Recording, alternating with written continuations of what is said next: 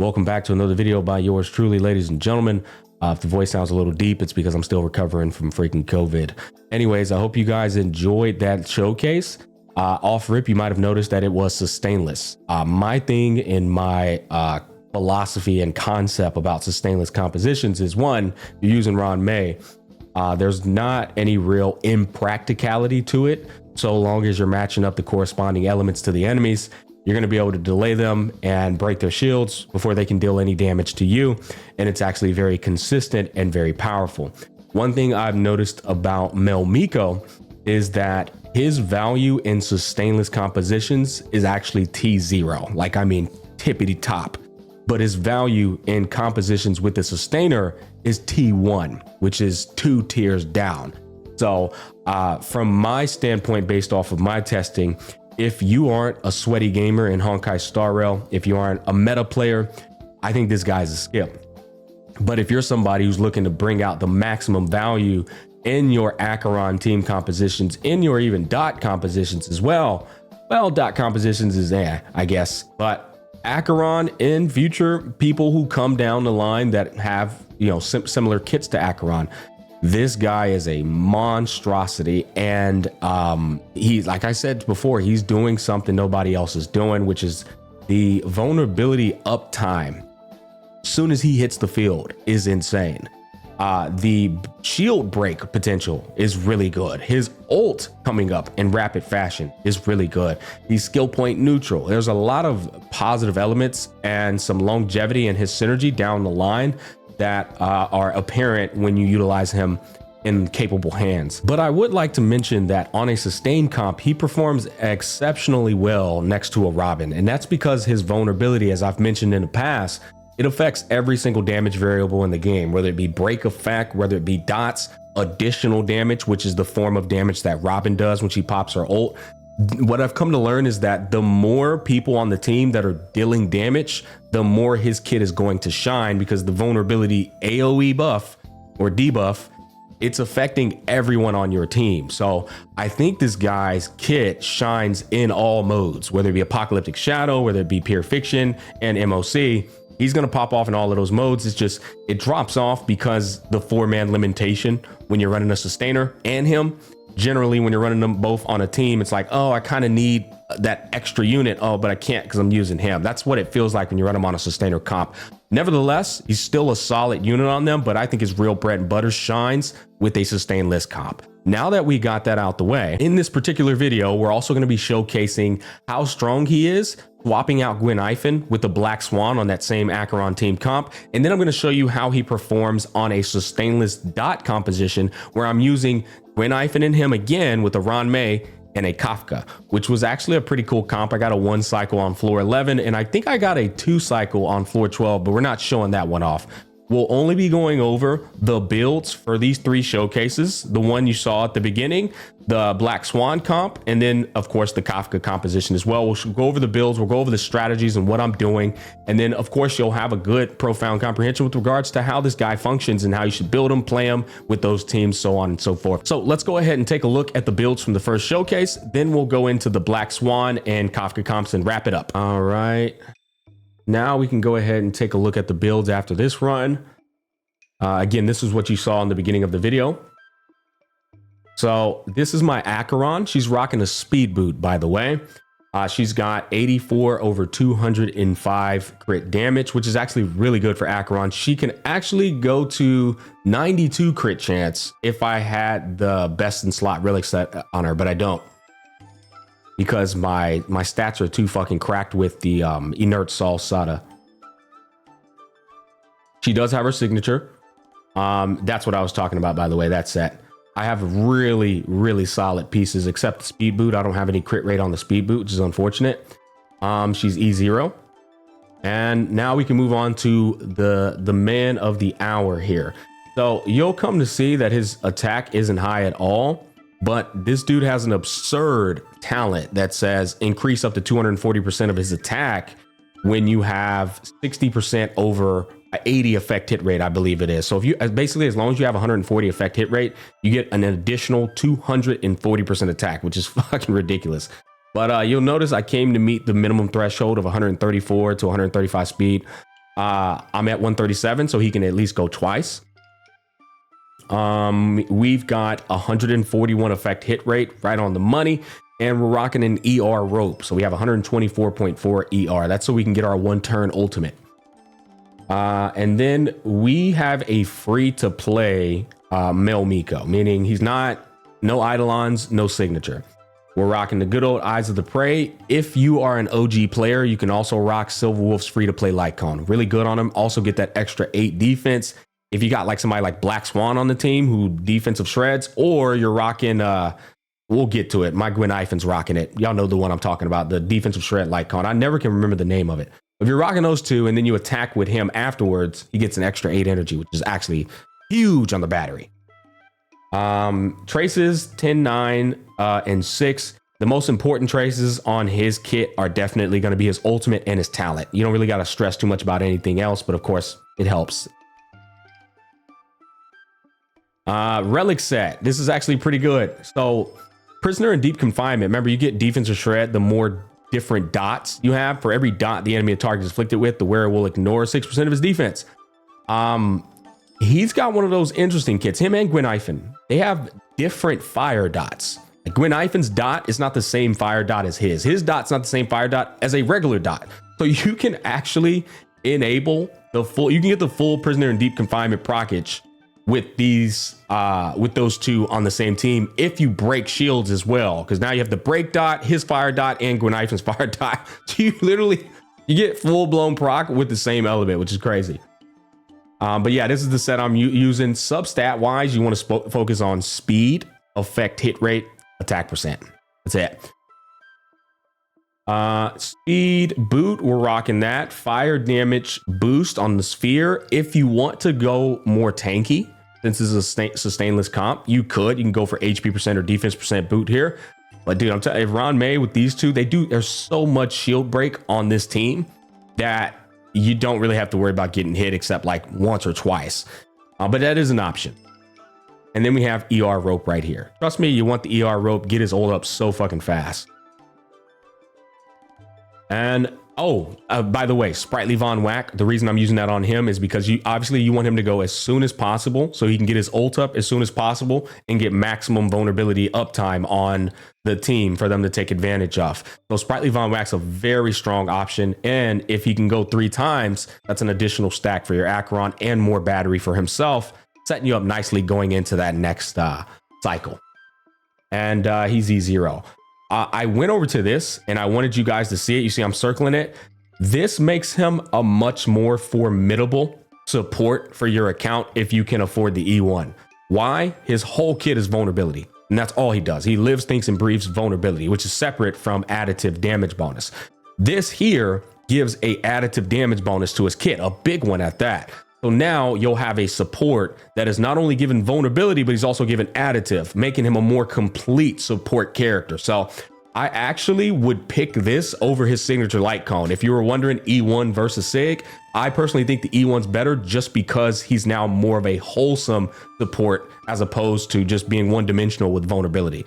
That's my thoughts on that. And you know me, I never go past E2 or any of that.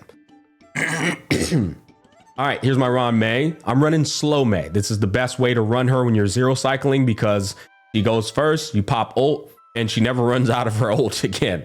So you get her to 121 speed or 120 speed just so she can go first, pop the ult. I've been preaching this for a very long time. And then, yeah, you never worry about her again.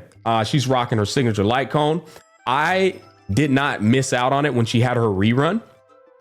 Because it's the best damn light cone in the entirety of the game, bro. It's bonkers. And I've already explained this before. I don't feel like explaining it again. Break effect, 196.8%. However, she gets an additional 50% from her relics and her trace, her passive trace. So she's actually at 250 when she pops ult.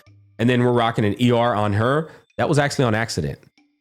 Because I popped her one time, I did not need an ER right here. I did it on accident, which means she could have gotten way more break effect, which would have yielded more damage on the breaks and more action value delay.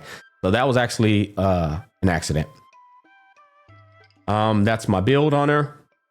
Yep. And we don't need to show off that. And my Ron May has always been E1. I tell everybody that shit. Like, If you don't have a E1 Ron May and she got a rerun, I just disagree with your thought process, bro. The most broken bitch in the game. So why would you not get a E1 for free defensive shred, man? It's just, I don't know.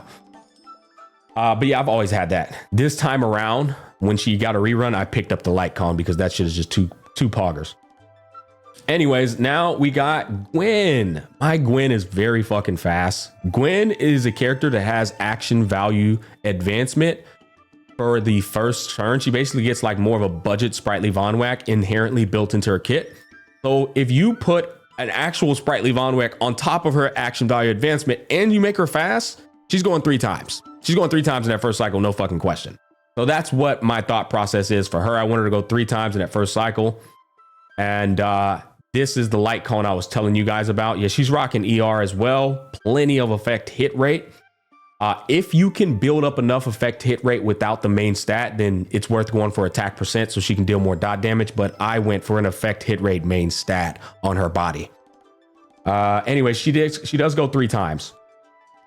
And that light cone is fucking godly. Defensive shred now added in to the team, making the team way stronger. The entire team. Defense affects every damage variable as well. So that's really nice. But yeah, this team is stacked with some really solid builds. This is obviously real in-game meta builds. Now, this build here, you don't have to do. You really don't. In fact, you can go for prison in deep confinement on her as well. But I was just going for a lot of speed, so I ended up going for this. And yeah, she's E6. I just wanted to show off the things that are important on Gwen Ifen. When skill is used, there's a 100% base chance to reduce the attack target enemy's effect res. This basically makes it easier for your Mel Miko to land his Ash and Rose stacks, as well as herself. So yeah, that's a really good thing with her, making them two very good synergies. And then her E6 gives her an additional fire kiss. So now you have more vulnerability between her and Mel Miko. Both of them are vulnerability people. So you put them two on the same team, and it's just, bro, this team, I'm telling you, it's the most complete team when it comes to the damage formula of this game. You've got vulnerability, you got additive damage bonus from Ron May, you got all type res pin from Ron May, you got defensive shred from Ron May, you've got good attack percent from Acheron, you've got weakness break efficiency increase, you've got break damage. I mean, you've got everything. It's insane. And then you got defensive shred. I don't know if I said that. All right, so now we're going to take a look at the Black Swan showcase. Again, we weren't going to go over the same showcase in the beginning. Now we're going to take a look at this one and explain to you how this one. This is the strongest comp by far. This comp, I had suffering from success moments. It does way too much damage. My Acheron hits over 1 million, no problem on this comp, to the point where I had to like do things to lower my damage intentionally so I wouldn't overkill the enemies and scuff my runs. But I hit for 1.3 million on this composition, and my Black Swan doesn't have her signature, nor does she have her E1 unlocked. And my Acheron and my Mel Miko are also everyone's E0 except Rame. I'm just trying to tell you, this comp is fucking bonkers. The other craziest thing is none of these guys are weak to win, which means this comp is truly a different beast, bro. Anyways, let's go ahead and take a look at it. Also very technique point friendly. We're able to do everybody's technique and open up with Acheron. It's always huge. Okay, so we're gonna notice off rip, we can go into his ult. I think we wait here. I believe so. Yes. So we wait to ult with Miko so that he can take advantage of Ron May's buffs when she pops her ult. So now we still wait, because now what we're going to do is our Black Swan's going to put a defensive shred on all 3 enemies with her skill. She has defensive shred in her kit. And she's also rocking the same light cone Gwen Ifen was rocking. So she doesn't give 20% defensive shred. This bitch gives 36% defensive shred with that light cone on. Now we pop Mel Miko, and then we pop Acheron. Now you see why the damn comp is just insanely fucking bonkers. I actually missed a bit of crits here, and I did something you'll notice at the end here to deal less damage. So, boom. Notice instead of targeting the one with 3 of the stacks on, I target the other one. Look, because it deals too much damage, man. So we target him because if we target the other one, we go over 1 million and we just deal too much damage, and you'll see here in a bit. So now they have a little bit more health left, which is good. We're going to go ahead and skill here. We're now trying to build up stacks so that our Acheron can go into the next cycle with her ult up and ready. So we have 4 stacks on Acheron, right? And then we have a little bit of health remaining on this guy. That's why we had to target him instead of the other person. We targeted the other person, he would have died right here, right now. He would have already died. So we were able to get a little auto attack off right here. Boom, he's still alive.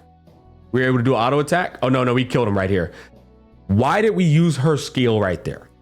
That's because we did not want Ranmei to pop up. If Ranmei pops up and gets her turn, now one less cycle of her ult goes away. So we had to make sure and solidify the kill by using Black Swan's skill there, because then we would have lost 1 turn of uptime on Ranmei's ult.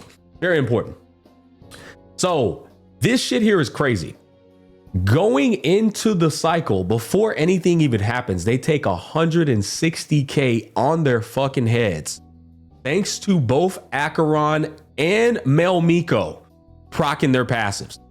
That shit is crazy, man. And then they already have all the buffs put onto them thanks to this, which is also really nice.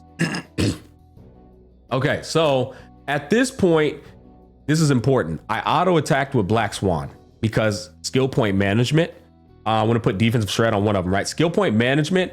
I need to make sure that I have enough skill points so that my Acheron can ult 2 times in this cycle.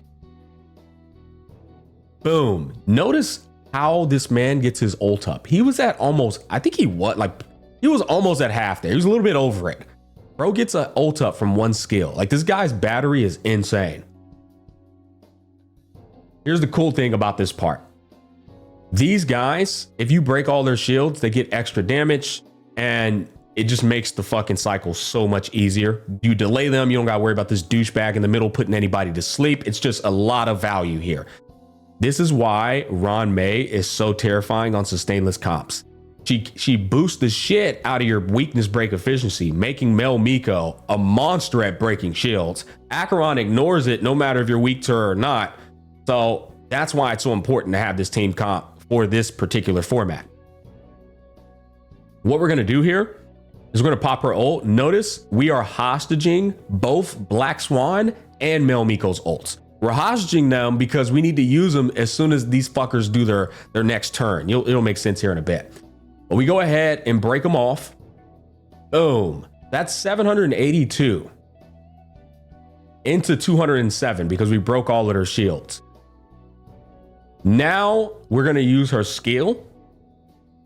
Boom. They're still alive. We got lucky here. I'm not going to lie. This is what I mean, suffering from success, right? But thankfully, we didn't suffer from success.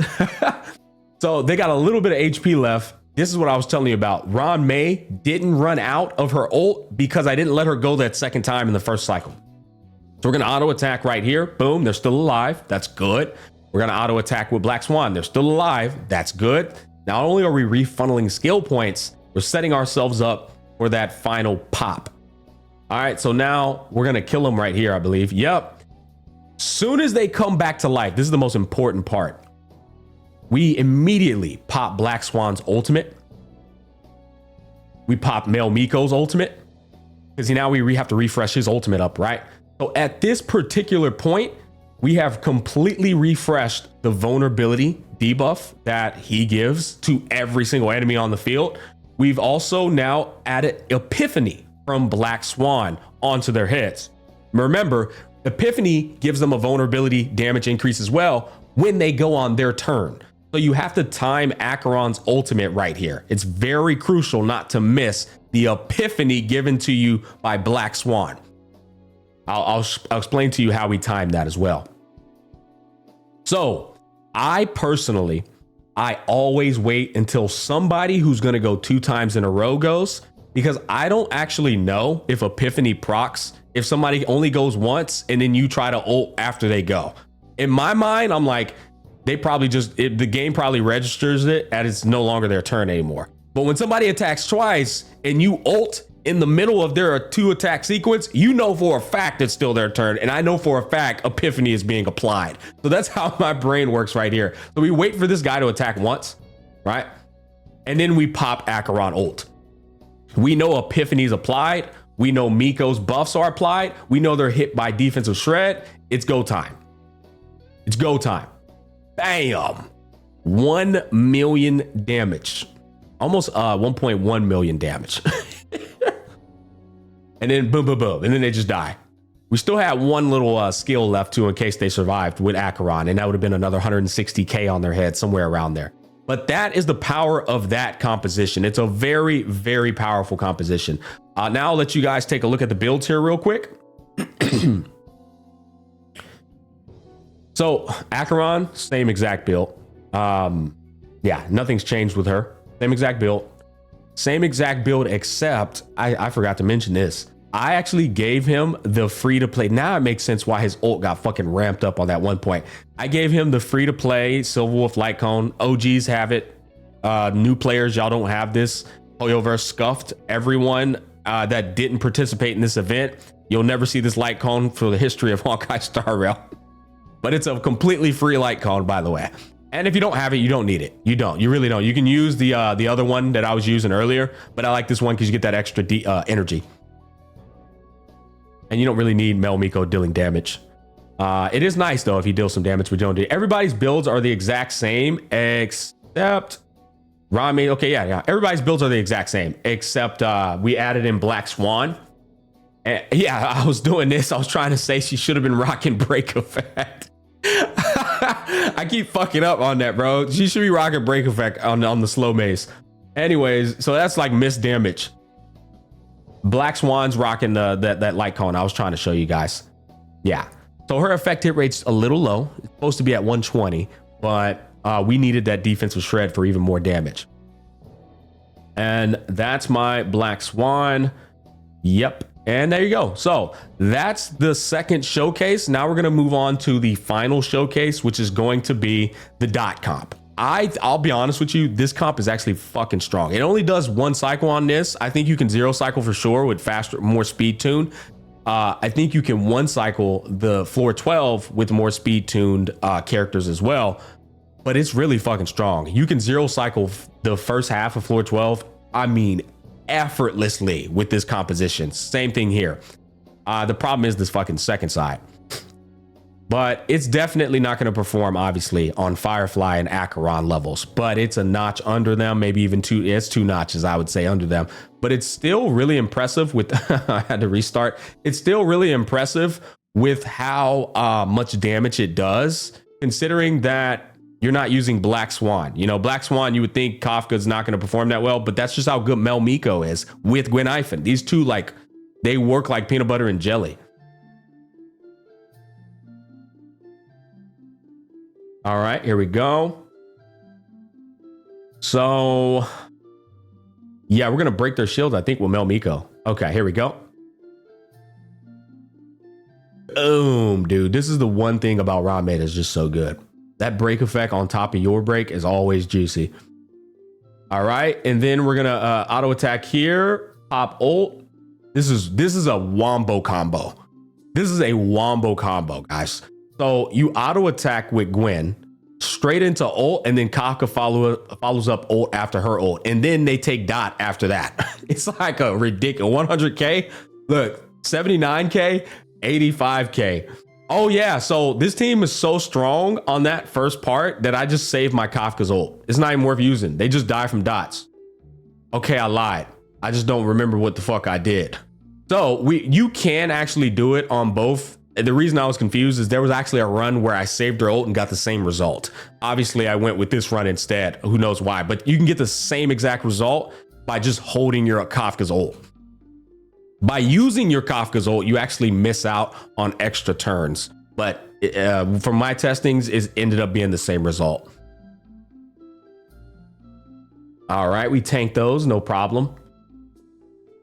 Skill here, his ult's up again. You see how fucking fast this man gets his ult up? It's insane.